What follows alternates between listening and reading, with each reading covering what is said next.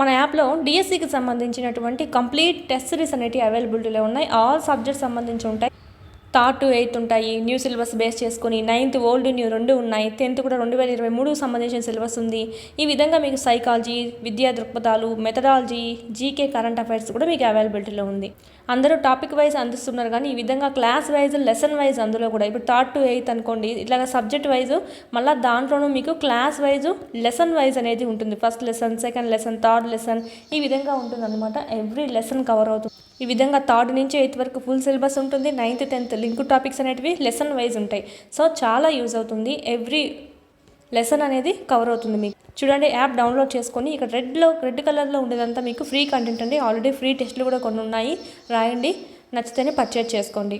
చాలా యూస్ఫుల్ అవుతుంది. అదేవిధంగా టెక్స్ట్ బుక్స్ లేని వాళ్ళకైతే ఇక్కడ మీకు పీడిఎఫ్స్ అనేవి అవైలబిలిటీలో ఉన్నాయి. మళ్ళీ టెక్స్ట్ బుక్ మొత్తం చదవాల్సిన అవసరం లేకుండా ఏవైతే ఎగ్జామ్ పాయింట్ ఆఫ్ వ్యూలో అడుగుతారో అవన్నీ మీకు ఇక్కడ క్విక్ రివిజన్కి చేయడం అనేది జరిగింది. ఇవి మీరు జిరాక్స్ కూడా చేయించుకోవచ్చు. 3rd నుంచి 10th వరకు ఉంటాయండి.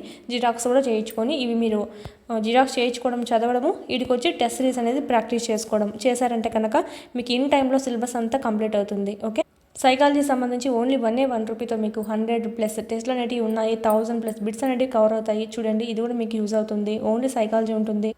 లూసెంట్ జీకేకి సంబంధించి ఎప్పుడు మనకి ఇంగ్లీష్ ప్లస్ హిందీ లాంగ్వేజ్లోనే చూసాము. ఇక్కడ మనకు మొదటిసారిగా తెలుగులో కూడా మీకు ట్రాన్స్లేట్ చేసి అందివ్వడం జరిగింది. పీడిఎఫ్ అనేది 1500 బిట్స్ అనేవి మీకు ఇక్కడ ఉండడం అనేది జరుగుతుంది. మీరు చదువుకోవచ్చు. ఎవ్రీ కాంపిటేటివ్ ఎగ్జామ్కి మీకు ఇక్కడ యూజ్ అవుతుంది. మెయిన్ అయితే కానీ డిఎస్సి అభ్యర్థి ఎవరైతే ఉన్నారో ప్రతి ఒక్కరి దగ్గర ఉండాల్సిన టెస్ట్ సిరీస్ అండి. ఎందుకంటే ఇక్కడ మీకు టాపిక్ వైజ్ కాకుండా లెసన్ వైజ్ ఇచ్చారు కాబట్టి ఎవ్రీ లెసన్ అనేది కవర్ అవుతుంది. దీని గురించి ఏమైనా డౌట్స్ ఉంటే కనుక స్క్రీన్ మీద కనిపిస్తున్నటువంటి నెంబర్కి కాల్ చేయండి. మొత్తం న్యూ సిలబస్ అంతా అప్డేట్ చేయడం అనేది జరిగిందండి.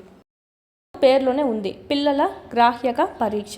ఇతివృత్త గ్రాహ్యక పరీక్ష సిరామర్కలు అయితే ఓన్లీ వయోజనులకు టెస్ట్ చేయడానికి యూజ్ అవుతుంది, పెద్దవాళ్ళకి. ఇదైతే పిల్లలకు యూజ్ చేయడానికి చిల్డ్రన్ అపర్సెప్షన్ టెస్ట్.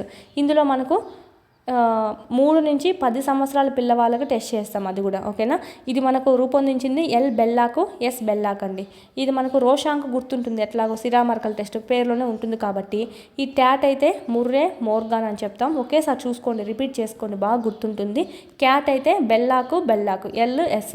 చిన్నపిల్లలు కదా, చిన్నపిల్లలకి స్కూల్స్లో బెల్లు కొడితే భలే ఆనందం కదండి. ఇంటికి వెళ్ళిపోదాం అని ఉంటారు. సో ఆ విధంగా హింట్ గుర్తుపెట్టుకోండి. చిల్డ్రన్స్ బెల్ అంటే చాలా ఇష్టము.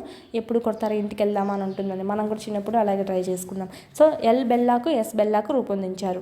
దీంట్లో ఎన్ని కార్డులు ఉంటాయి గరిష్టంగా అంటే 10 కార్డులు ఉంటాయి. ఓకే, జంతువులతో కూడినటువంటి సన్నివేశాలు ఉంటాయన్నమాట. జంతువులు అన్నీ ఉంటాయి. ఇక్కడ ఏం చేస్తారంటే ఆ కార్డులు చూపించి, ఒరే నువ్వు దీన్ని చూసి ఒక కథ చెప్పరా అని చెప్తామన్నమాట. ఒక్కొక్క పిల్లవాడు ఒక్కొక్క కథ, ఒక్కొక్క రకంగా వాడి ఓన్ స్టైల్లో కథలు అనేవి చెప్పడం జరుగుతుంది. ఓన్లీ పిక్చర్స్ చూపిస్తావు నువ్వు అంతే. ఓకేనా. ఈ టెడ్ కార్డులు అనేటివి, ఈ కార్డుల పైన జంతువుల బొమ్మలు అనేటివి ఉంటాయి. ఇది కూడా మోస్ట్ ఇంపార్టెంట్. సిరామర్కల్ టెస్ట్లో 10 కార్డులు చూపించాము. 10 కార్డులు ఉంటాయి. దీంట్లో అయితే 31, దీంట్లో అయితే 10 క్యాట్లో. ఓకే, చూసుకోవాలి. జంతువుల బొమ్మలు గల కార్డును పిల్లవాడు చూసి తదాత్మీకరణం చెంది తన అంతర్గత భావాలను వ్యక్తపరుస్తాడు. వాడంతా బాగా ఆహ్లాదంగా మంచి పాజిటివ్ వేలు చెప్తున్నాడా, లేదంటే ఆ సిచ్యువేషన్ అంతా నెగిటివ్ది కల్పించి చెప్తున్నాడా, అంటే ఒక పులి వచ్చింది, పోయి చంపేసింది, ఇట్ట తినేసింది అని చెప్తున్నాడా, లేకుంటే పులి వచ్చింది, ఆ అడవిలో ఉన్నటువంటి జంతువులతో స్నేహం చేసింది, మంచిగా మాట్లాడుతుంది, ఇలా చెప్తున్నాడా, దాన్ని బట్టి వాళ్ళ మూర్తిమత్వాన్ని అంచనా వేస్తారనమాట. పిల్లల యొక్క మైండ్ సెట్ ఎలా ఉంది అనేది. ఓకే, ఇది మనకు ఇంపార్టెంట్. నెక్స్ట్ వాక్య పూరణ పరీక్షలు. ఈ వాక్య పూరణ పరీక్షల్లో ఎలా ఉంటుందంటే పేరులోనే ఉంది మనకు వాక్య పూరణ అంటే వాక్యాన్ని పూరించాలి అన్నమాట. దీనిలో అసంపూర్ణంగా ఉంటాయి వాక్యాలు. అంటే ఆ వాక్యాలు అనేటివి ఫుల్గా ఉండవు, ఖాళీలు అనేటివి ఉంటాయి. ఆ వాక్యాలను నువ్వు ఫిల్ చేయాలన్నమాట. ప్రయోజుడు అసంపూర్ణంగా వాక్యం పూర్తి చేయడానికి వాడినటువంటి సమాధానాన్ని బట్టి మూర్తిమత్వం అంచనా వేస్తాడు. ఇది వ్యక్తులలో విషమ యోజనాన్ని తెలుసుకోవడానికి యూజ్ అవుతుందండి. మాల్ అడ్జస్ట్మెంట్ని తెలుసుకోవడానికి వ్యక్తుల్లో యూజ్ అవుతుంది. సపోజ్ ఒక రోజంతా నువ్వు ఫస్ట్ ఒక వాక్యం చెప్తావు, అమ్మ వచ్చింది బస్టాండ్ నుంచి. ఓకే, అమ్మ చాలా రోజులకి నా దగ్గరికి వచ్చింది డాష్లో మనం ఏం పెడతాము, మంచి మూర్తిమత్వం కలిగిన వాళ్ళు, పాజిటివ్గా ఉన్నవాళ్ళు, నన్ను చూసి ప్రేమగా హత్తుకునింది అని రాస్తాం. కానీ కొంతమంది పిల్లవాళ్ళు మనసులో చాలా బాధ ఉన్నవాళ్ళు, తల్లిదండ్రులు దూరం అయినటువంటి బాధ ఉన్నవాళ్ళు, అంటే తల్లిదండ్రులు సరిగ్గా చూసుకొని వాళ్ళు ఏమని చెప్తారు, వస్తువుని నన్ను కొట్టింది అమ్మ అని చెప్తారు. సో ఈ విధంగా పిల్లవాళ్ళు కానీ పెద్దవాళ్ళు కానీ ఎవరైనా సరే ఇక్కడ మనకు ఈ విధంగా ఆ ఫిల్ అనేది ఏం చేసావు, ఓకే, ఆ ఖాళీలో ఏం పెట్టావు అనే దాన్ని బట్టి కూడా వాళ్ళ మూర్తిమత్వం ఎలా ఉందనేది అంచనా వేస్తామన్నమాట. అందుకే చెప్పాము ఇక్కడ విషమ యోజనంకి తెలుసుకోవడానికి యూజ్ చేస్తాం. వాళ్ళు ఏమన్నా అడ్జస్ట్మెంట్ కాలేక డిప్రెషన్లోకి వెళ్తారు కదా, అలాంటి వాళ్ళు ఏమన్నా ఉంటే కనుక ఆ సిచ్యువేషన్స్ ఇక్కడ బయటపడిపోతాయి అన్నమాట. ఇది నెక్స్ట్ వాక్యపూరణ పరీక్షలు. నెక్స్ట్ పద సంసర్గ, దీన్ని మనం ఏమంటామంటే వ్యాట్ అంటామండి. Okay, word association test VAT అంటాం. పద సంసర్గ పరీక్ష ఫస్ట్ డిజైన్ చేసింది ఎవరంటే దీన్ని గాల్టన్ ఫస్ట్ డిజైన్ చేసింది. ఇది ఉపయోగించింది ఎవరంటే కెంట్ రోషన్ ఆఫ్ అండి. ఈ వ్యాట్ని ఫస్ట్ ప్రక్షేపణ పరీక్షగా ఉపయోగించింది ఎవరు అంటే ఇంపార్టెంట్, ఇక్కడ క్వశ్చన్ ఎలా అడిగా చూడాలి. కెంట్ అండ్ రోషన్ ఆఫ్ అండి. ఫస్ట్ డిజైన్ చేసింది ఎవరంటే గాల్టన్. ఈ పరీక్షలో ఎలా ఉంటుందంటే తటస్థ పదం అనేది ఉంటుంది. తటస్థ పదం ఒకటి చెప్తారు, ఆ పదం విన్న వెంటనే తనకు తోచినటువంటి మరో పదం వెంటనే చెప్పడం ద్వారా అతని అంతర్గత భావన బయటికి వస్తుంది. దాని ద్వారా మూర్తిమత్వాన్ని అంచనా వేస్తాం. సపోజ్ మనం చెప్తాం కదా, తాజ్మహల్ అంటేనే షాజహాన్ గుర్తు రావడము, లేదంటే తాజ్మహల్ అనగానే ప్రేమ గుర్తు రావడము, సో ఆ విధంగా ప్రేమ చిహ్నంగా అన్నట్టుగా గుర్తు రావడము, ఇలాగా పద సంసర్గ పరీక్ష అంటాం. నెక్స్ట్ కథాపూరణ పరీక్ష. దీనిలో కథను అసంపూర్ణంగా మధ్యలో ఆపేస్తారు, దాని ఎండింగ్ ఇవ్వదు. దాన్ని చెప్పడం అనేది పిల్లవాడు అని కాదు, సంథింగ్ ఎదురుగా ఉన్న వాళ్ళు పూర్తి చేస్తారనమాట. దాన్ని చెప్పడం ద్వారా అతని మూర్తిమత్వాన్ని అంచనా వేస్తాం. ఇక్కడ పాజిటివ్గా ఎండింగ్ చేశాడా, నెగిటివ్గా ఎండింగ్ చేశాడా అనేది ఇంపార్టెంట్. సపోజ్ ఇప్పుడు అడవిలో ఉన్నటువంటి జంతువులు లాస్ట్కి సగం కథ చెప్పి వదిలేసాము, ఒక సింహం వచ్చి అందరినీ లాస్ట్ చంపేసి తను ఒక్కడే జీవిస్తుంది అని ఎండింగ్ ఇవ్వచ్చు. ఇంకొక ఎండింగ్ ఏమి ఇవ్వచ్చు, ఆ సింహం వచ్చి అందరితో స్నేహం చేసి తన తప్పు తాను తెలుసుకొని మంచిగా స్నేహం చేస్తుంది, అదైనా ఇవ్వచ్చు. ఓకే, రెండు రకాలుగా ఇవ్వచ్చు, పాజిటివ్ ఇవ్వచ్చు, నెగిటివ్ ఇవ్వచ్చు. దాన్ని బట్టి వాళ్ళ మూర్తిమత్వం ఎలా ఉంది అనేది కూడా అంచనా వేస్తారనమాట. ఇది మనకు కథాపూరణ పరీక్షలు, ఇది మనకు. ఓకే, నెక్స్ట్ అప్రక్షేపణ పరీక్షలు లేదా వీటిల్నే నాన్ ప్రొజెక్టివ్ ప్రక్షేపయేతర పరీక్షలు అంటాం. దీంట్లోనే ఇంకా ఉన్నాయండి మనకు సైకోడ్రామా. ఇది ఎవరికి ఉపయోగిస్తారంటే స్వల్పంగా మానసికంగా కొంచెం ఆరోగ్యం బాగుండదు చూడండి, వాళ్ళకు ఉపయోగించడం అనేది జరుగుతుంది.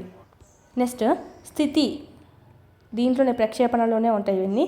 స్థితి లేదా సన్నివేశ ప్రక్షేపణ పరీక్ష.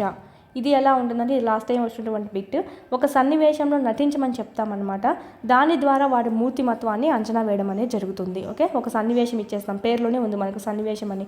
ఒక సన్నివేశాన్ని ఇచ్చేసి ఒరే నీ క్యారెక్టర్ ఇదిరా, ఇట్లా అమ్మాయి అబ్బాయితో వెళ్ళి మాట్లాడాలా, సంథింగ్ ఏదైనా ఇచ్చేస్తామండి. అది నెగిటివ్ మాట్లాడేది, ఇది పాజిటివ్ మాట్లాడేది, లేదంటే బెదిరించి మాట్లాడేది, అంతా ఇంకా వాళ్ళ సన్నివేశం బట్టి ఉంటుందన్నమాట. ఈ సన్నివేశంలో నటించమని చెప్పడం ద్వారా వ్యక్తి మూర్తిమత్వం అనేది అంచనా వేయడం అనేది జరుగుతుంది. నెక్స్ట్ ఈ వాక్యపూరణ పరీక్ష ఏదైతే ఉందో, ఈ వాక్యపూరణ పరీక్ష అతి పురాతనమైనటువంటి పరీక్షగా చెప్పచ్చండి. దీన్ని మనకు పరిచయం చేసింది ఎవరంటే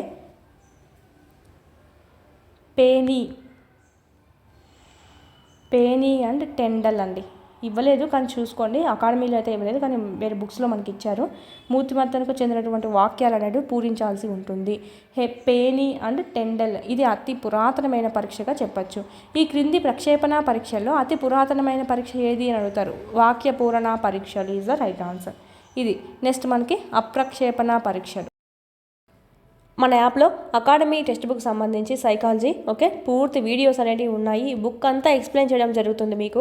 ప్లస్ వీటికి సంబంధించిన పీడిఎఫ్స్ ఉంటాయి, టెస్ట్లు ఉంటాయి, ప్రీవియస్ పేపర్స్ యొక్క ఎక్స్ప్లెనేషన్ వీడియోస్ కూడా ఉంటాయి. 4 ఆప్షన్స్ ఏవైతే ఉన్నాయో ఓకే 4 ఆప్షన్స్ని ఎక్స్ప్లెయిన్ చేసి మీకు చెప్పి ఉంటామన్నమాట. ఒక బిట్ నేర్చుకునే బదులు ఇక 4-5 బిట్లు అనేవి మీకు వచ్చేస్తాయి.